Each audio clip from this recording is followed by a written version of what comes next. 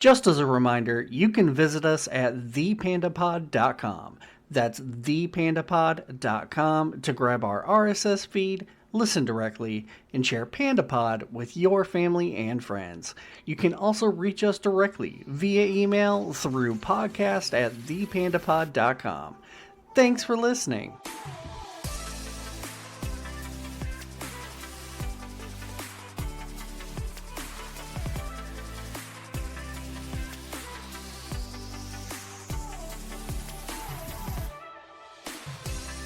Hello, everybody. This is Rab, and welcome to the Panda Pot with Thoughts Expanded.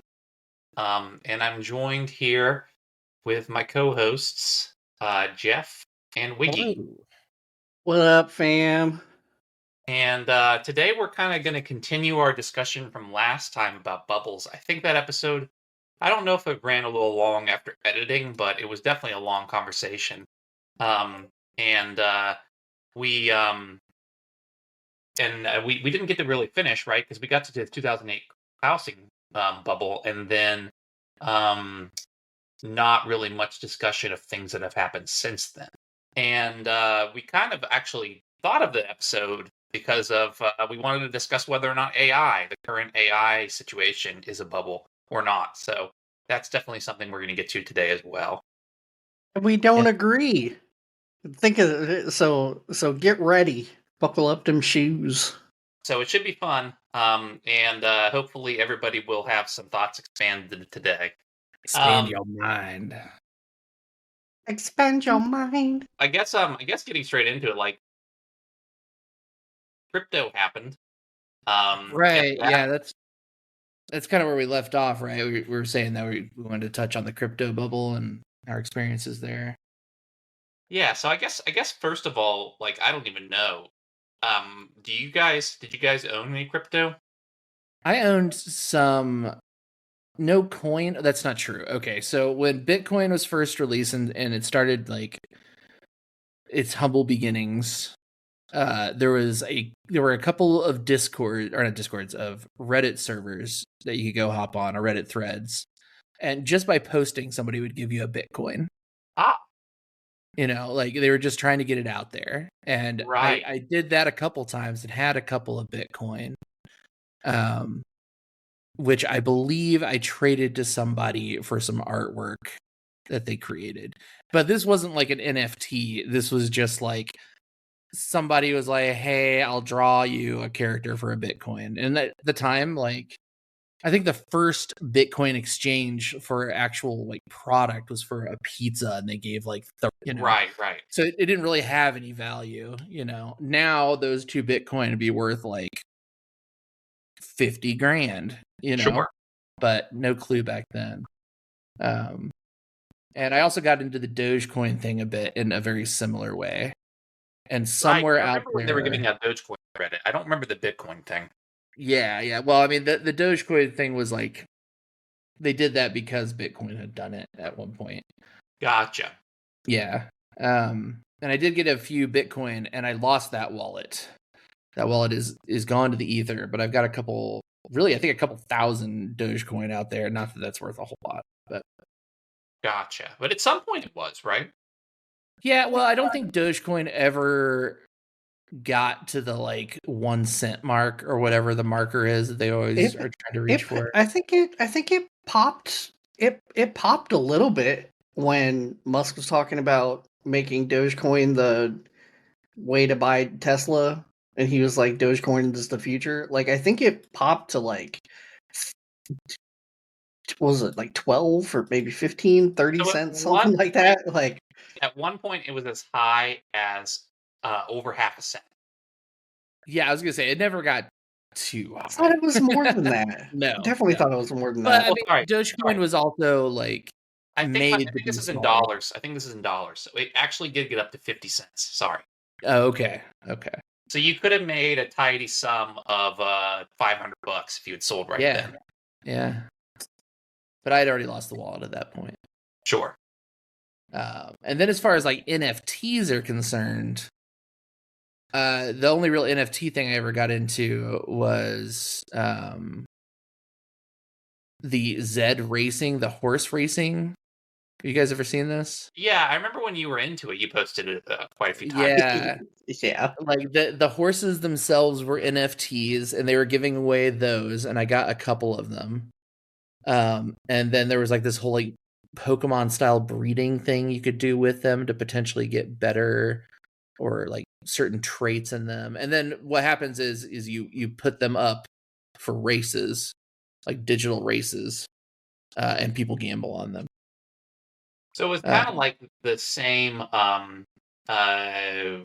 thing as real horse racing in a way, but just like digitized. Exactly. Yeah, that's what it's supposed to be. It's called Zed And you Run. were into real horse racing at that time too. Are you still?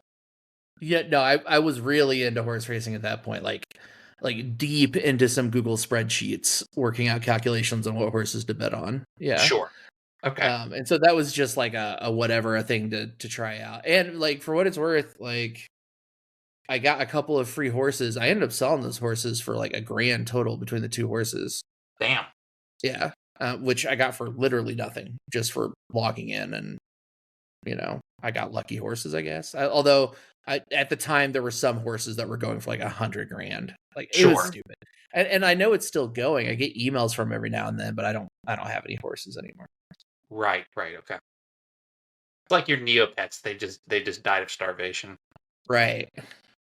And I do own some NFTs, like some artwork NFTs. Some for like attending virtual galleries that were just given to me. And I've put up a few like Dolly series, like AI created images series that I've made, but I mean nothing's ever been bid on. Like Gotcha. NFT is a bit of a mess. That's a whole thing, and I don't know that it's even necessarily part of the bubble conversation for. I think it's its crypto. own bubble. Like I think we should tackle it after we're done talking about crypto, because it's definitely a bubble. I feel like it's related to crypto, and it's a very similar bubble that happened at nearly the same time. So like I could see. I think in the future they'll definitely be lumped in together. I mean, we lived through it, so we can kind of see the nuance, but I don't think the nuance is going to hold very much. Right. Part of the crypto bubble was the blockchain bubble. And really, maybe it is just the blockchain bubble all around, and NFTs and all these things are built on various blockchains. So, I mean, for me, they all felt lumped in together, but I'm sure Wall Street doesn't feel that way, or whoever is keeping track of like Bitcoin values at this point, Yeah, I mean, Bitcoin still has some value. NFTs have lost the majority of theirs, right? Right. Yeah. So when that bubble was going on, I was like, man. So I'd watch Bitcoin go up, right, and I'd watch Bitcoin go down, and I'd watch it go up, and I'd watch it come down again, and I thought to myself, all right, we're on like this is by the time it's on like the third like big hump, right? So I'm like, okay, I think like every time I got paid, I put $20 into Bitcoin, right? And I got up to like $80. And I was like, all right, I'm gonna hold here. I got $80 worth of Bitcoin, which is, like at the time Bitcoin was worth $2,000 or something. So I had like point nothing Bitcoin, right? Sure. And so I kept it, and then I don't remember what happened, but I really needed the I lost money. It went down to 60. And at the same time, I really needed $60. Sure. So I just pulled it out and I lost $20 of Bitcoin. I mean, that's just what happens to people every day in the stock market, though. Yeah, it's the same thing. Yeah. But then like forever later, I did some transaction on because I was using PayPal as my like crypto, like whatever you call it, like marketplace or whatever. Sure. And I made a payment to something, and I had like 80 cents or like a couple dollars left over or whatever, so I just bought Bitcoin with it. And I can't tell you how long ago that was.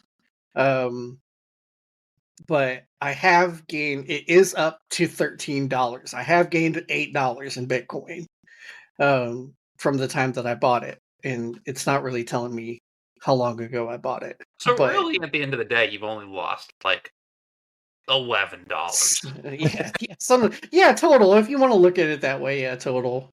Um, definitely. I've only lost like $11, but I probably lost a lot more of that in actual gains.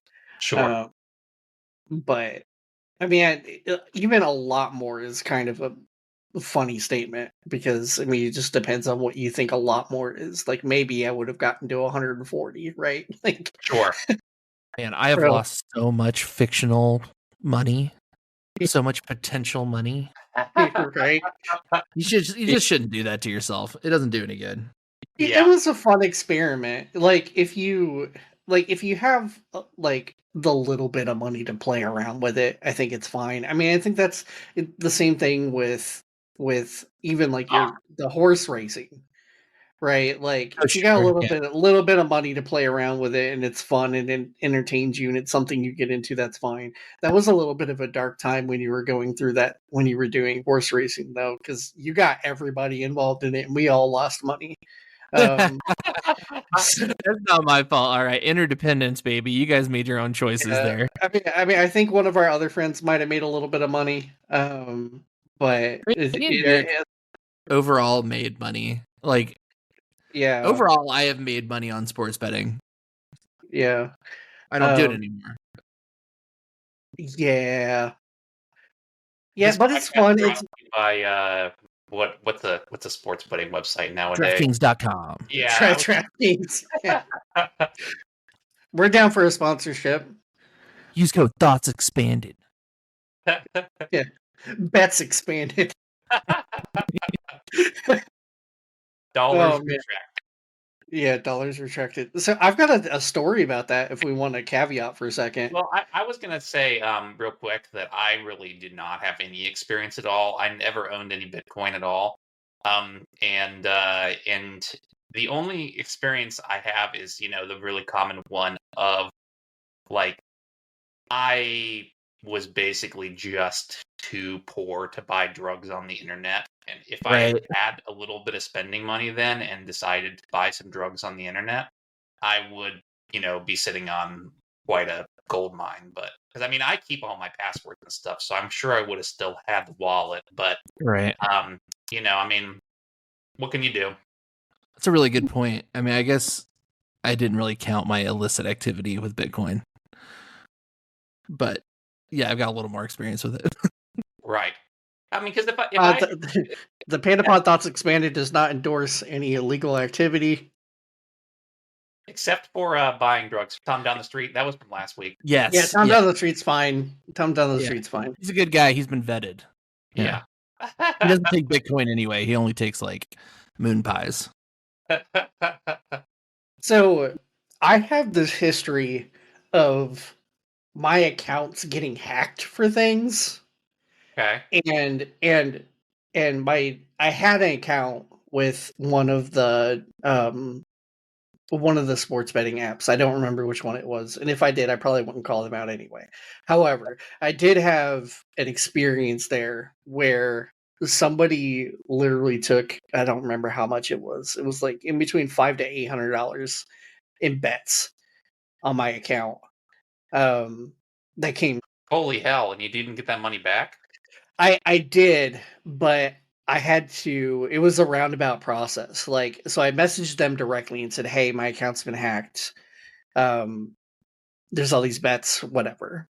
And eventually, it was like maybe a day or two later after some back and forth. They're essentially like, "You need to contact your bank and have them do a reversal on the charges." Sure. I'm surprised they told you to do that.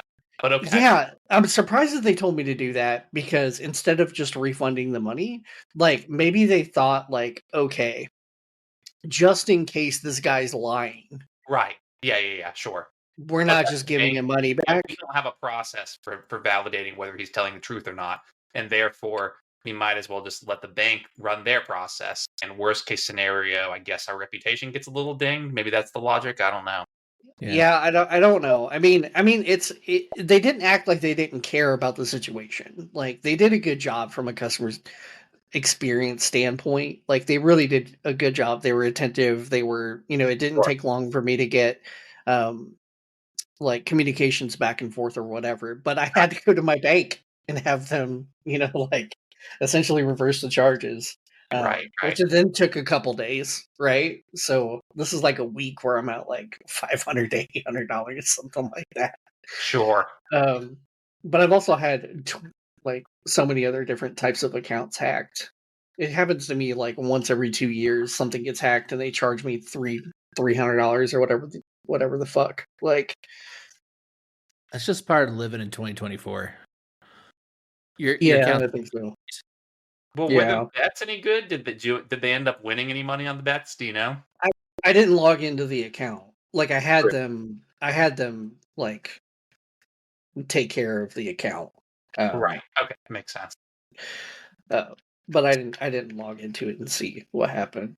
I mean, but even if they did, that money would go to my anyway. I don't know. But that being the case, like I really think crypto, and the reason why I think Jeff's right. I think with crypto, I really think it's a blockchain. Right. Because, and I'm not going to necessarily say from my point of view that it's a pure bubble, because there are things that you can do with it that's really valuable. And I said this from the beginning, which is the big one's contracts, right? Online contracts. Using the blockchain for that, for security purposes, is a massive win. But I do think that there's special limitations, and I think people just kind of went buck wild with it. It was fun to watch. That was a bubble that was fun to watch, Sure. and I don't think we've had another bubble that's been fun to watch other than Bitcoin and NFTs, right? Right. Well, so let's talk about blockchain for a second then. So there is a style of blockchain that does not require intense computation. Is that correct? Like it's still just as valuable, but doesn't require like somebody to have a server farm that's like computing a bunch of those. Am I wrong about that? Like there's like chain of there's two Well, I different mean, types.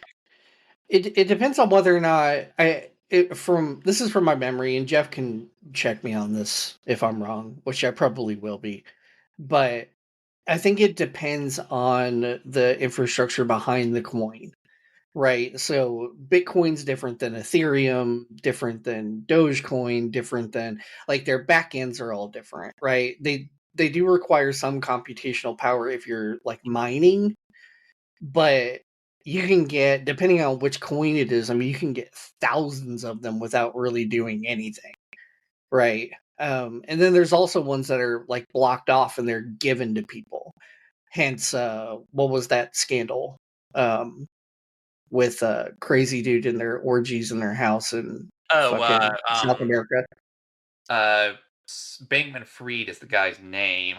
And what was I don't remember what the company's called anymore. FTX.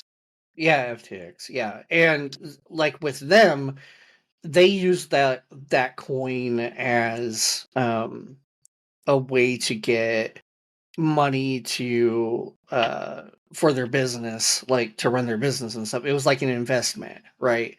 So they would give it to people I for see. certain amounts of money and things like that. So it just kind of depends on the type of coin and the type of infrastructure that's behind it as to how much of that computational power and time you really need to get something. Bitcoin was on a lottery system, but if the more energy that you poured into it, the more likely you were to get a coin. As far as I know, no Bitcoin or no blockchain is like work free, I guess. You know what I mean?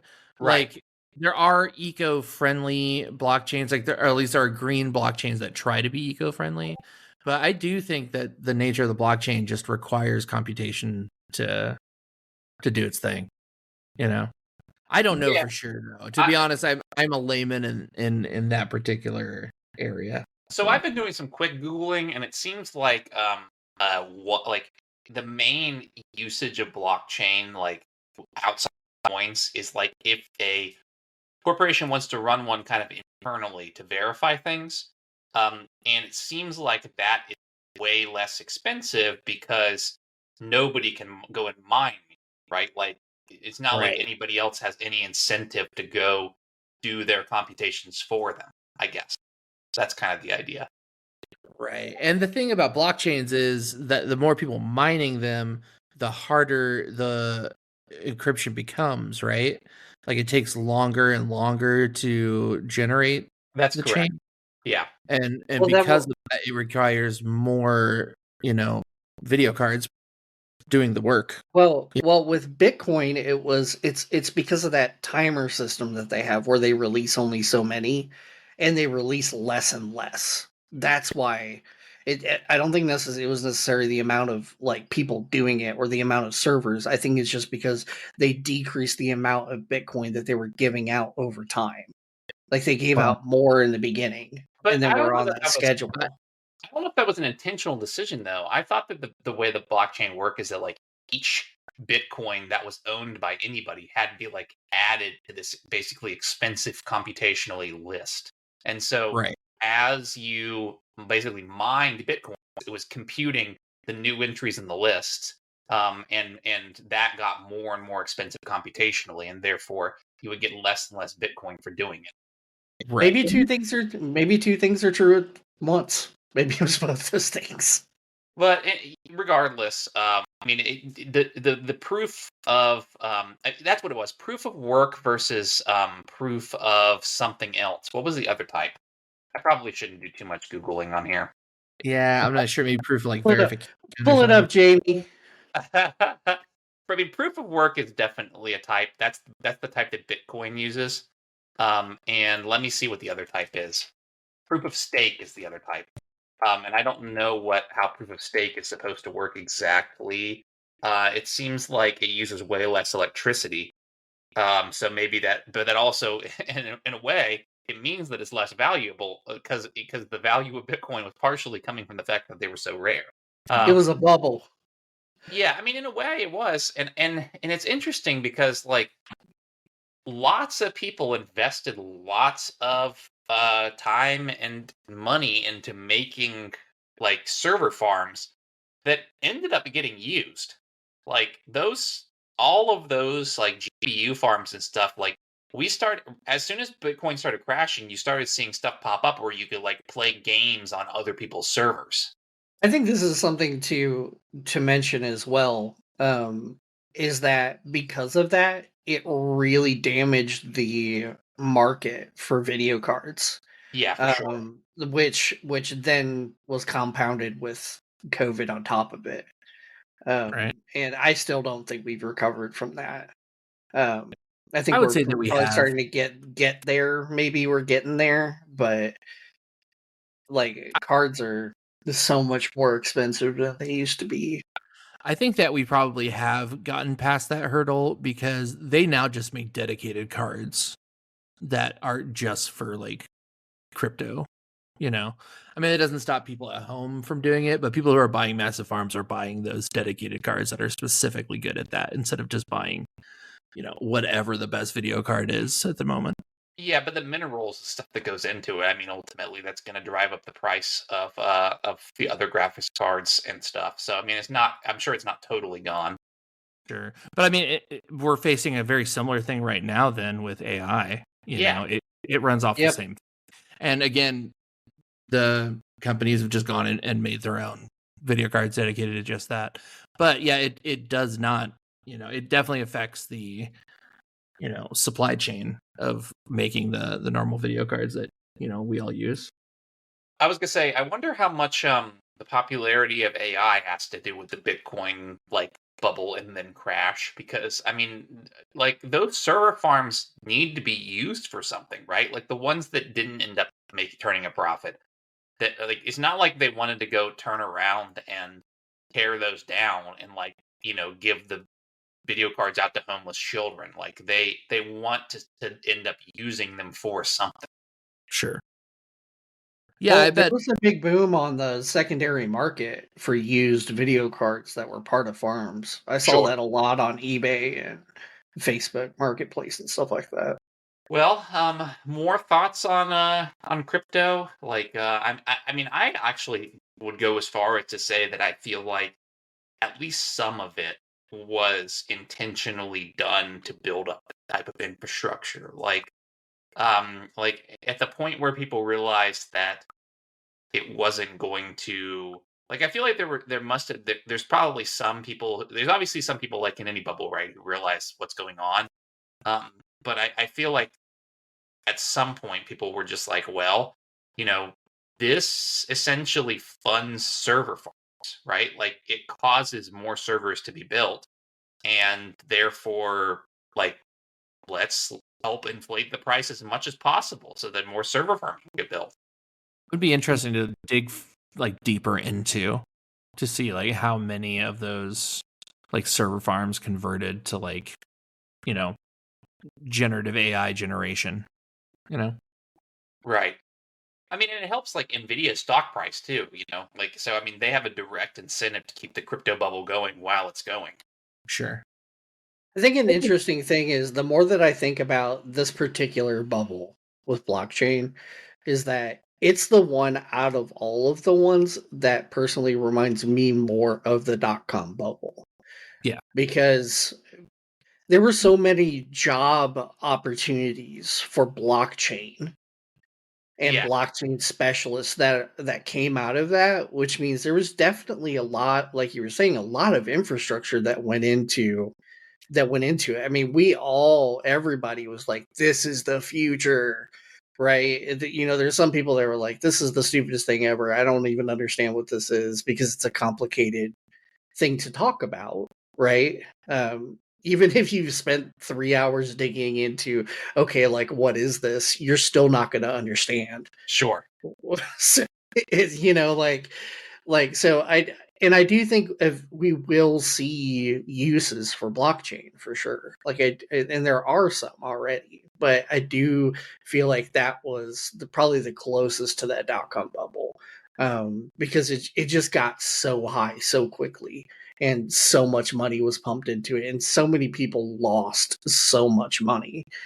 I mean, remember the story about the guy who accidentally threw away the wrong hard drive, and he had like $30 million worth of Bitcoin on it or whatever. he's still searching for it, I guess. But like, just so many people lost money on that, and I think that's really a similar way to look at it. Something that's popping into my head is how the AI situation right now could be a bit of karma from the crypto bubble, in the sense that artists were making kind of stupid amounts of money off their NFTs, like they were just overvalued, not because the art was great, although I'm sure like a lot of the art was great, but I mean, it was overinflated because people thought the blockchain was valuable, not the art was valuable. Sure. And then, a few years later, all of a sudden artists are really upset because AI is generating all of their art, stealing all their art and doing stuff with it. It's kind of like an inverse for them in this situation. Yeah, trust nobody, not even your video card. Especially your video card. Did you guys hear about the pastor who was recently charged in a crypto scam? No. In Colorado, there was this pastor who created his own coin and conned his whole congregation into like con them out of like $1 million trying to boost this coin. And he, like, even today, he still claims that God told him to do it. And I read an article about it, and he was like, and I was even arguing with God. I was like, God, this coin won't have any value. How can I do this to my people? But God told me, this is the thing to do. This is His will. It's that whole, you will be rich.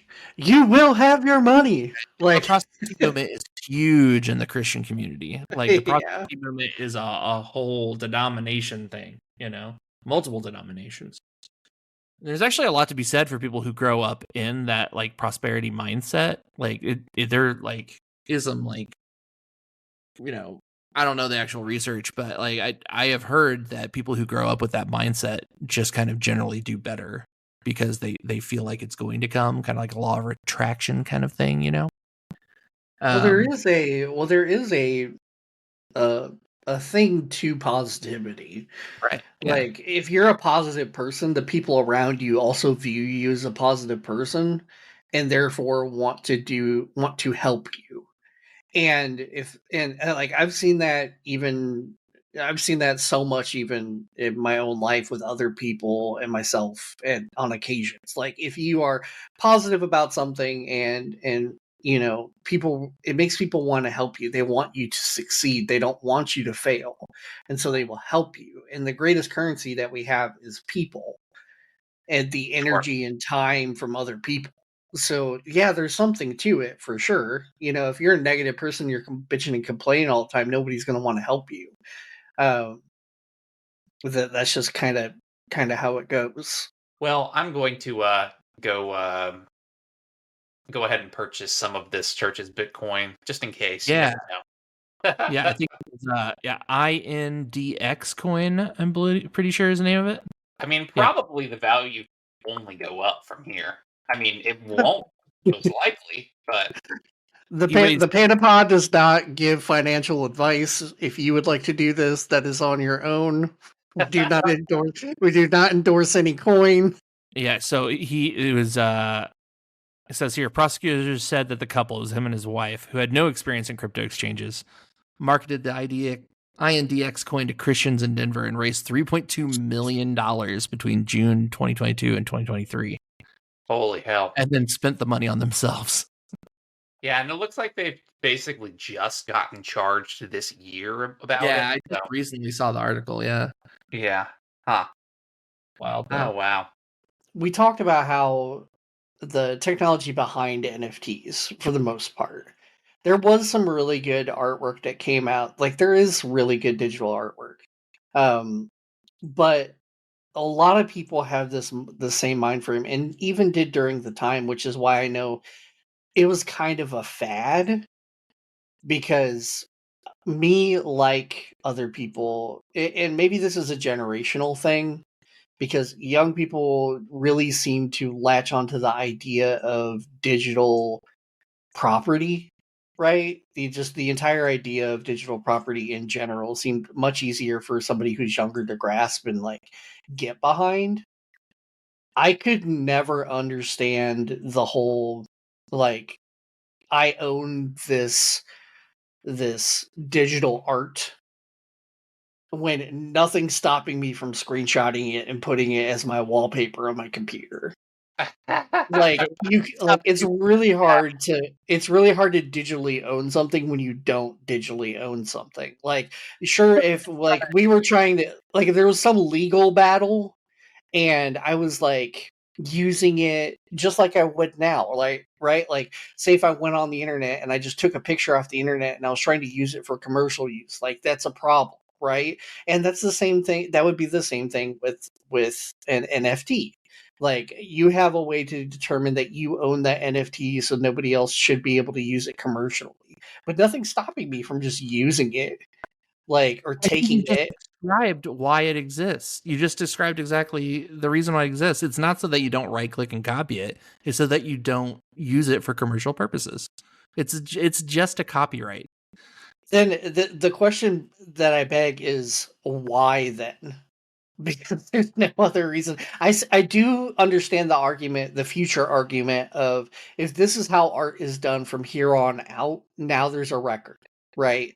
So you don't have that issue of, is this something that's legitimate or that came from the artist? Like, I understand that. But it's not something that's still widely being used in that way.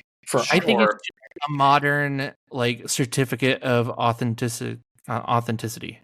You know, that's all it is. And they still use the certificate of authenticity. It makes sense that would move into a digital realm. You know, like, paper records don't make a whole lot of sense, you know, especially for digital things. Yeah, that's why I was saying that I think I think it's about. This is why it reminds me so much of the .com bubble, is because I do think that stuff is useful in the future. Right. Well, again, But, the internet wasn't a waste, so the right. .com bubble was just a part of it. Yeah, you're absolutely correct. I mean, the blockchain has its uses. Yeah. Yeah, and I was Anyway, going to say about the NFT verification thing. I mean, there is something to be said for the ability to like resolve that dispute about who owns a piece of art instantly instead of waiting on a court. Right. Yeah. I mean, I'm not saying necessarily that NFTs were correctly valued. They certainly weren't, right? But it's just also the case that like I can see why people thought they might be. And I think we've kind of brushed over like the major reason that people like Bitcoin, which was that it's all out there and in the open and anybody can verify it. Anybody can look on the blockchain and verify a transaction.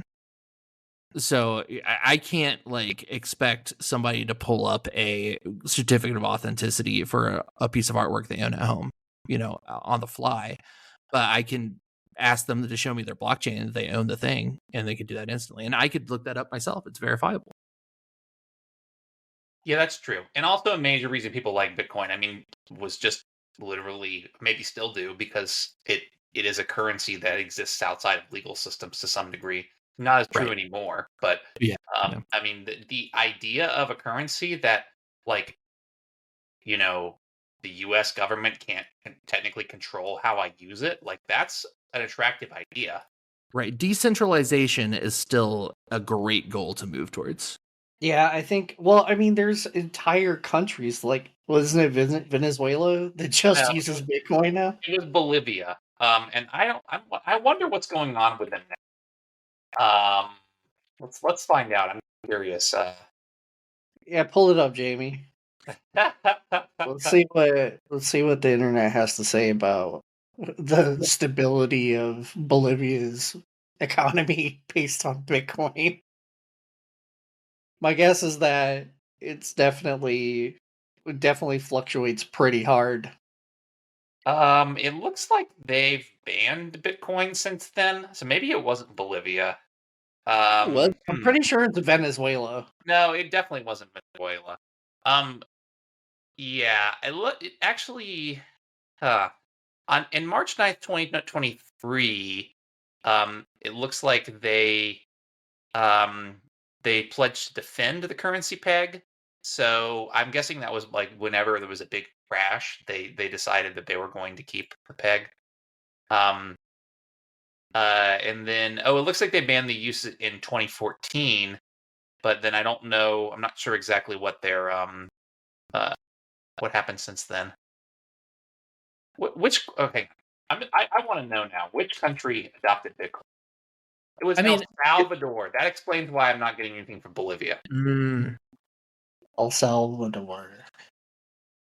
yeah, Venezuela did produce a national crypto coin called the Petro that they ended up disbanding in 2024, January 2024. That must be what I'm thinking of then. So it turns out that actually, it has been a decent move for El Salvador to go on Bitcoin as a currency. The currency that their currency has gone up overall $3.7 million since then. But the administration that had to adopt the cryptocurrency and like the administrative costs of doing all that, that cost more than 3.7 million. So I mean, it's kind of like you lose.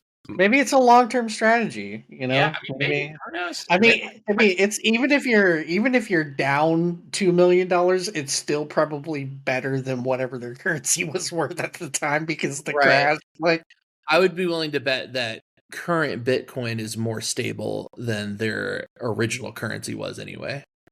for sure. Current Probably. Bitcoin doesn't really move around a whole lot. Yeah. So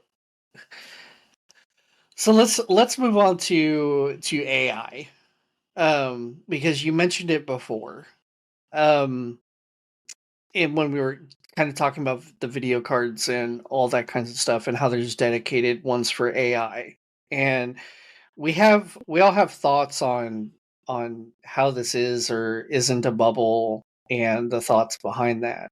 Um, Points that you wanted to play out. Yeah, I mean, I think that I mean, the whole thing that started this series actually of 2 episodes is that I posted an article that basically posed the question like, what type of bubble is AI? Um, that obviously that's presupposing that it is one. So I think we could spend some time talking about that. But the idea is the two types of bubble it was kind of outlining were the .com bubble where there was a big boost and then eventually things caught up and exceeded the boost, and then it was also like kind of compare and contrast what it thinks the crypto bubble will end up with, which is that it will never catch up to how big that boost was. I mean, which you could say that that's not true either, and that the crypto will eventually catch back up. I mean, I would say at this point we don't know enough to know 100% sure. I mean, Yeah, I mean, I think we're basing this off of the current time frame, right? Right. So it's been we've been blockchain we've been dealing with for what somewhere around 8 years, something like it started that, getting maybe a little popular in, longer, like 2012 or something like that as an actual technology. So yeah, I mean closer it's to 12. yeah, it's been 12 years at least. But I mean it's it really only took off, like the bubble only really started, I think, like it was like post COVID, wasn't it really? I think it was slightly before, like 2018. Gotcha. Okay. I mean, that's my memory, but like Yeah. I've said before, my memory is always faulty. So I'm gonna look at Unless you're Bitcoin talking about price over time. historical events that didn't happen to you. what? Unless you're talking about historical events that didn't actually happen to you, and then you know them all. That's an incredibly a valid point. So the first Um, Bitcoin spike was in 2018. So he's totally right. And the only like this that's on the internet now. I want to point that out. That is that is proof that's not going away. when we need a soundboard, when we get a soundboard for this show, we should have that as a clip. Wiki's totally right. You're gonna edit that. Yeah. So in the beginning of 2020, it was still at like lower than that 2018 peak. And then and the 2018 peak, for reference, right, was 15,000 for the price of Bitcoin, right? And then the peak that it hit in it was March 17th, 2021, where it hit 59,000. And that's about like that was like the kind of the bonanza. And then it peaked again. The absolute peak was in November 2021, where it hit 65,000. And today, just for reference, is at 50. So I mean, in a way, you could say like we were in a bubble at some point, right, with NFTs and everything. But I mean, the price of Bitcoin is still quite high. Yeah, but I mean, Bitcoin isn't the only crypto. Yeah, that's true. There were a lot of crypto that were being shilled in kind of like pump and dump schemes and stuff like that. So like that, like I guess when we're saying the crypto slash blockchain bubble, like it refers mostly to NFTs and the pump and dump coins and all that stuff. I mean, if we want to talk about one that was really popular that I think has probably had a more stable run is Ethereum. If like once again, if my memory kind of serves me right, it seemed more stable than Bitcoin itself, but it also wasn't advertised as the money option, right? So to keep that in perspective, I mean, yes, it was worth some money, but not to the point that Bitcoin was. Interestingly, if you look at the F graph over time, it's almost exactly the same as Bitcoin. Really? Like it's not the peak is not as high up, right? But like where the peaks are Oh near. yeah. Oh yeah, that was definitely a thing. I mean, you would buy both at the same Right. time, and that was definitely a thing for sure. So maybe I'm wrong. There we go. I can be right and wrong in the same episode multiple times. Clip it. Okay, so you'll clip that one. Okay, I see how that goes. So anyways, I mean, so really there's no saying whether, the crypto bubble is like it didn't actually leave anything lasting. And there's actually nothing saying for sure that like the .com bubble, like the fact that the prices exceed it right now, that's necessarily going to hold. But I mean, sitting where we are right now, it really seems like we're not going to just see tomorrow Amazon stock's just going to crash. Like that seems pretty unlikely. Not even going to knock on wood because I want that to happen. What's That the would be reasoning nice. there?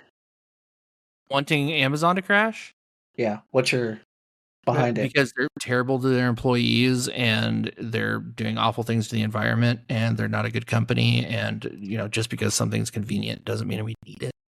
Yeah, and we're like literally bombing Yemen just to save their ships. Yeah. There's a lot of things wrong. That's something we need to get into, because I'm going to be perfectly honest, I didn't know that. So let's table that one for another conversation. All right, yeah, next week, Bubbles Part 3, the Yemen connection. Anyways, yeah, so the way I feel about it, like, I think we really should talk just mostly about, like, do we feel like AI is overvalued in the same way that the .com bubble was, in the sense of, regardless of what the future value is, right now, the speculative price of AI companies is too high. Yes, agreed. I mean, not every company with an AI in its title is going to be worth as much money as they're currently being evaluated as. And I think Right. that's the surest sign that that it is a bubble. Right. I think OpenAI may end up sticking around. Like, I don't think they're necessarily going to be the pets.com, right? But I also think that like I think that companies right now are overestimating what they can farm off to chatbots. And therefore they've kind of they've gone through like kind of like a firing round recently where they're kind of just like thinking, oh well, we don't really need all those employees because I mean if you look at how fast chatbots are going and like how they're getting better, we're just going to have a chatbot doing all the jobs. Well, there are companies out there that do have the opinion that like AI is going to replace people in jobs. AI Like definitely that's will replace some people in jobs. Like, yeah, undoubtedly. yeah.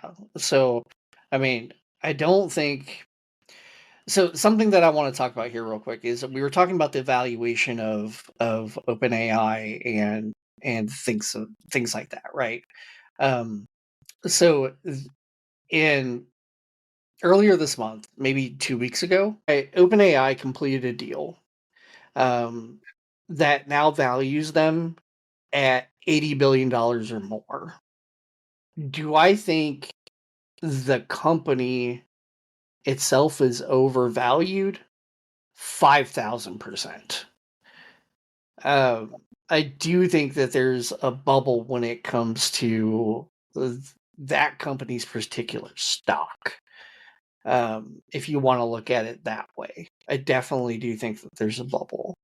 I don't think there's a bubble with OpenAI. I think OpenAI probably is worth as much as they're saying it is because OpenAI is doing the innovation and they're kind of like leading the way in this thing. They're going to be worth some money.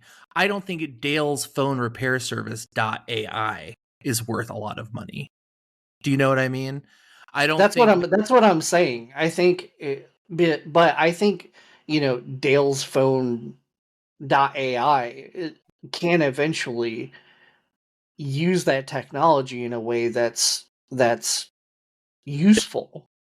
And I don't think it's going to take that much time for them to do that.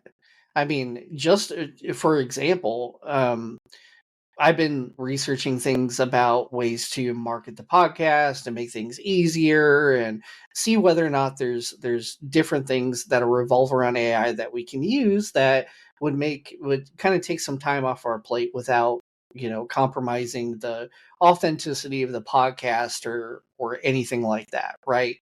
And there are some companies doing some really crazy things already using AI. I mean, we could post a brand new website for the podcast, in 5 minutes if we wanted to using AI, and it would be a decent website. Would it be perfect? No, no way. The technology is not there yet, at least widespread, right? And yes, there are companies like OpenAI that are on the forefront of that, but 80 billion is wild. It's wild. And the only other like company that had like a big boost like that, like as far as I can remember, was Microsoft. Now Microsoft does back them, so that's something to be said. But I don't know. I think the companies. I don't think the tech is, but I definitely think the company is. I think in a very similar way where we needed to get our brains away from Bitcoin as the like our view of crypto. I think we got to get away from looking at OpenAI as our like barometer for what's going on with AI. Do you know what I mean? Like, there's no doubt that they're on the forefront of a lot of things, and they are the ones kind of leading the charge at the moment. But when we talk about AI being a bubble, we're not talking about whether or not OpenAI is going to fail. We're talking about all of the other AI stuff that's going on and getting insane boost from this stuff. Well, if we're When gonna talk about AI as a technology, is that what you're trying to say? Like as the technology, or are you trying to point out like other smaller businesses that don't have those resources using the technology? Because those are two separate things. Well, one thing I think we all agree on the fact that right now there are lots of companies that are just putting AI in front of a technology they were already planning on selling in order to sell it for more. 1,000%. Okay, all that's right. So we all agree on the that. .com thing. Right. So I do think that does indicate somewhat that like there's bubble happening. Agreed. Problem that I have, and this is the same problem that I have with NFTs, is that is something a bubble in a way that we're thinking about a bubble, or is something a fad? I don't think that Like, there's a difference between a bubble and a fad. I think really those things, like the only thing that makes a fad a bubble is when you add the financials into it, in my opinion. Well, yeah, I guess what I'm saying is if there's a large number of companies, and I don't know, I'm not necessarily making any claim onto how large the number is. We all agree that it's happening for sure, right? But let's just pretend that there's a large number of companies that are doing this, right? Just basically tacking the word AI onto what they were already planning on doing in order to sell it for more. Then it's reasonable to assume that at some point the bottom would fall out on that, and well, then people would look back on retrospect, all that type. Right. well, that makes me wonder whether or not we're specifically with that example, whether or not we're specifically talking about a marketing fad instead of like the actual thing behind it. So I guess But the Right. difference in my mind between a marketing fad and a bubble is like whether or not there is a big crash afterward. Yeah, but I think all the thing about it. See, this is why I have a problem with it. Is I think it's because the investment that's going into AI through these companies is investments that they're paying for. This isn't like the only instance of where regular people can lose lots of money is in the stock market betting on companies that are using AI. So Yeah, but what's like, the and difference that's completely between separate. that and the dot-com bubble? right, that is the exact same as the .com bubble.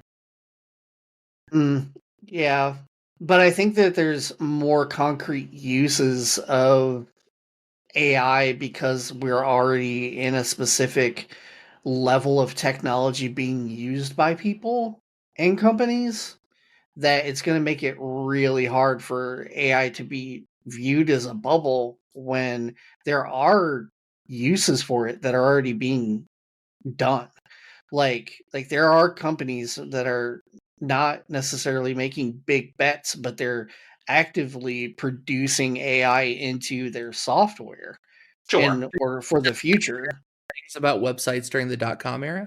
Yeah, I mean, Google and Amazon and eBay, I think, were all around during the dot-com bubble, and they're Right. huge now. Sure.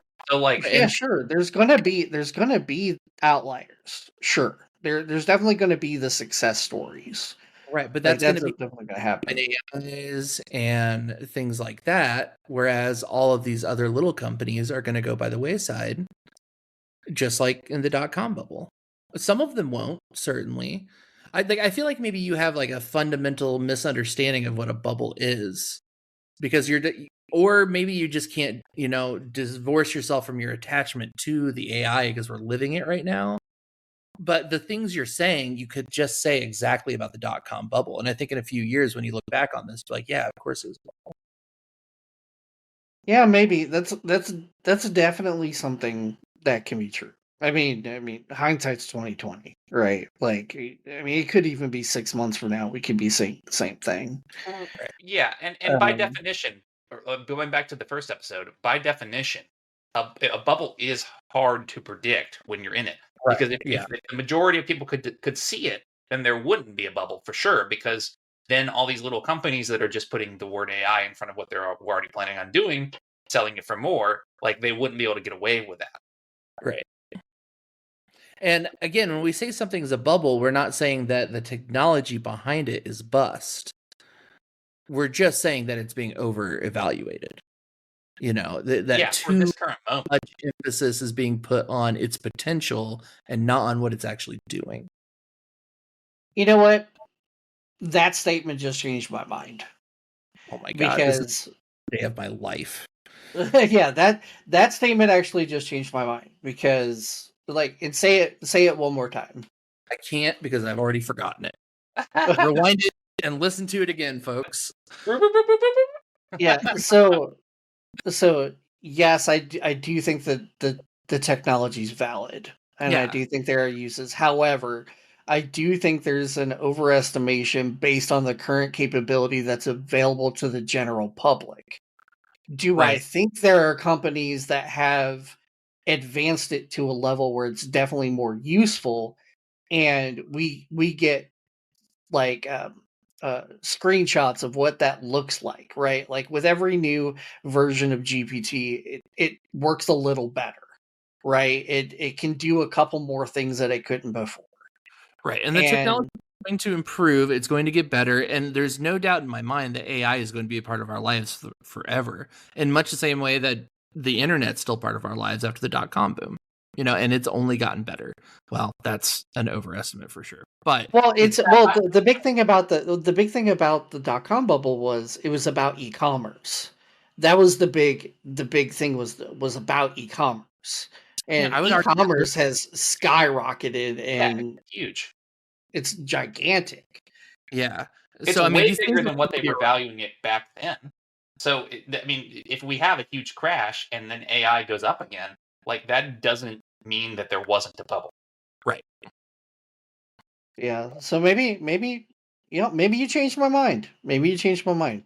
Live on this episode of the podcast. My mind was changed. I'm actually Um, getting choked up right now hearing you say this. I've been working on it. I've been working on being more mindful. Like if you can convince me and it makes sense, then I'll change my opinion. I'll change my opinion on it.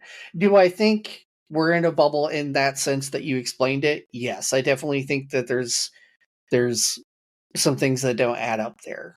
But I do stick to my original assessment of I think the technology is going to be bigger than what we're actually predicting that it can do today based on our ideas of what it can do.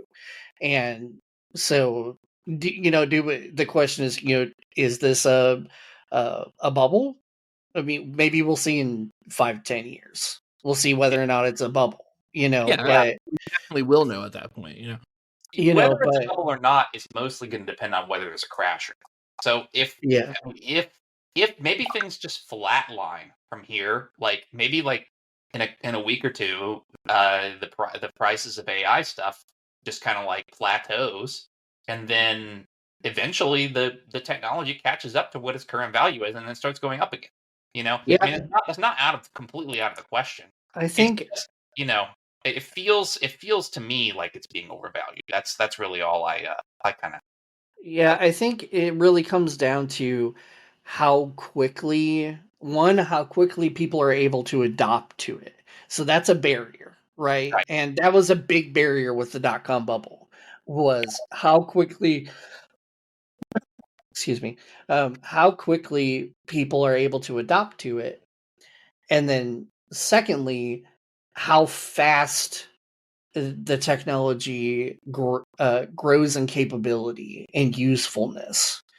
And I think we've seen the usage of AI grow so fast and be so useful in such a short period of time that if that cadence keeps up and we're constantly being given new things to do with AI and new ways of using it and increase the usefulness consistently, I think that protects it from being a bubble.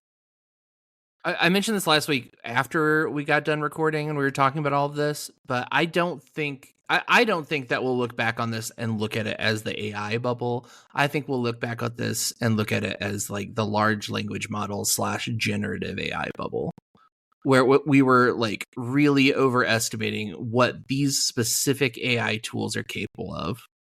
I mean, anybody who's played around on ChatGPT long enough hits a barrier where they're like, okay, this is not useful for this, or this is not useful for this, or this is useful for this, but it's not really doing it as well as, someone else could. I think that we'll hit a cap on what LLMs and generative AI is capable of doing, and that bubble will burst. I think we're really close to being there already. Maybe the thing we need to consider is whether or not this is a tiny bubble. Like maybe this isn't a gigantic bubble with AI, but maybe we're going to go through these wax and wane in the features essentially that are Yeah, able to be used. that's what I'm getting to. Like, there's going to be other versions of AI, other styles of AI that come out that are capable of doing simply just other things that these tools cannot do. And those will still be AI, but I think LLMs and generative stuff, they have a place in society. Like, they definitely have a place in the market. Like, they do some things really, really well, and they will replace some jobs. That'll happen. I think that we need to be more terrified of whatever comes next, though, as far as, not knowing the capabilities of whatever's next. Yeah, I think the thing that we need to worry about is not the point and the tipping point, as I see it, and the way that I've been thinking about this for a while, is that when we get to the point where the experts, not necessarily even the experts that have created whatever the next version of this is going to be, but the experts in specific fields that can't tell whether or not the AI is correct. So take for example, when we're talking about doing computations on flight paths for like going to Mars, for example, right? Like say they're computing that, and the AI is like, okay, this is the best way to do it. This is the best time to do it. This is how the weather is going to be. This is how we've got to dodge this rock and that rock on the way over there, and whatever the case may be, right? And AI is like, this is what it is, but it takes an expert 2 months to verify that information, and sometimes they can't. So we can't tell whether or not the AI is right or the AI is wrong. And I think that's the point where it gets really scary, because then we have the choice as to whether or not we're going to rely on the AI's information in order to do these things, or whether or not we're going to have to say, okay, we can't do that and we have to slow back down again. It becomes a faith thing with Sure. AI. I think what you're talking about though goes like all the way back to like the Manhattan Project. Like there were people who worked on that, and they had to do computations every day, but like they didn't know what the overall picture was. And I mean, I'm sure the people who were in charge of the whole thing didn't know, couldn't verify. They didn't have the expertise to verify the individual computations. I mean, I'm sure it goes back farther than that too. I mean, I'm not saying necessarily that you're wrong. I'm just, I think that like not nobody having the whole picture is already a problem that we face in business, and it doesn't really have much to do with AI. Yeah, because when I think about that particular example that you gave, like, there was always a chance that our world would burst into flames, right? Like, and they couldn't say whether or not it was going to happen.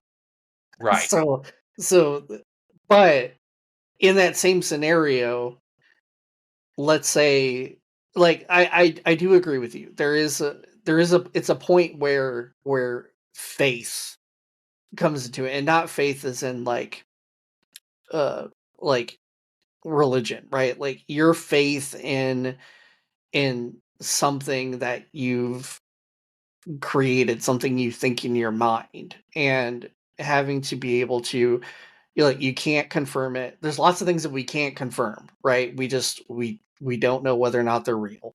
There's just so many examples of that. There's so much we don't know. But what happens when the AI spits out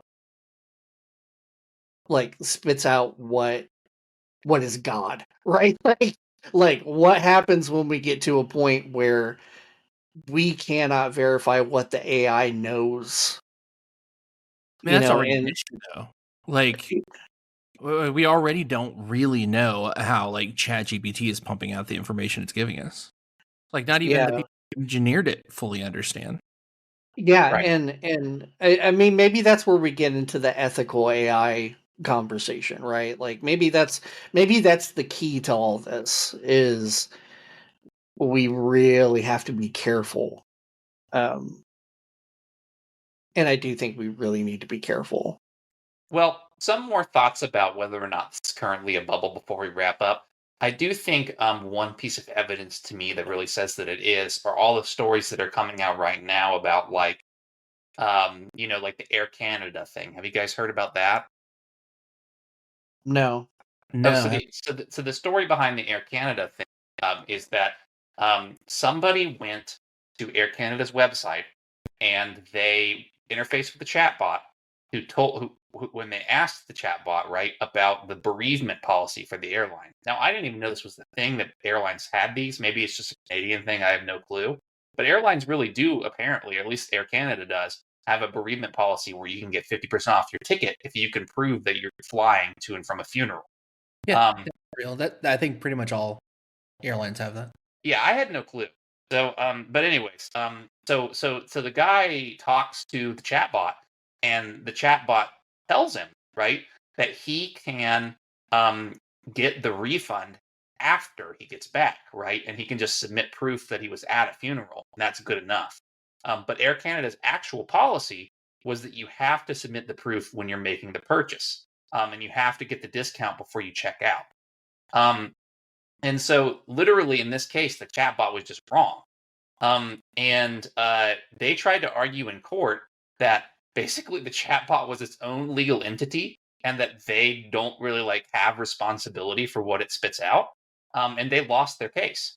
They ended up having to pay the guy and to pay the damages and pay all the associated court fees because of the fact that their chatbot was wrong. The judge's ruling was basically right that well, okay, your terms of service says this one thing, and that's on your website, and the chat spot's on your website.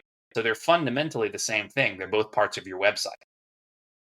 I think that goes back to Jeff's point of that's just a limitation of the current usage on the large language model.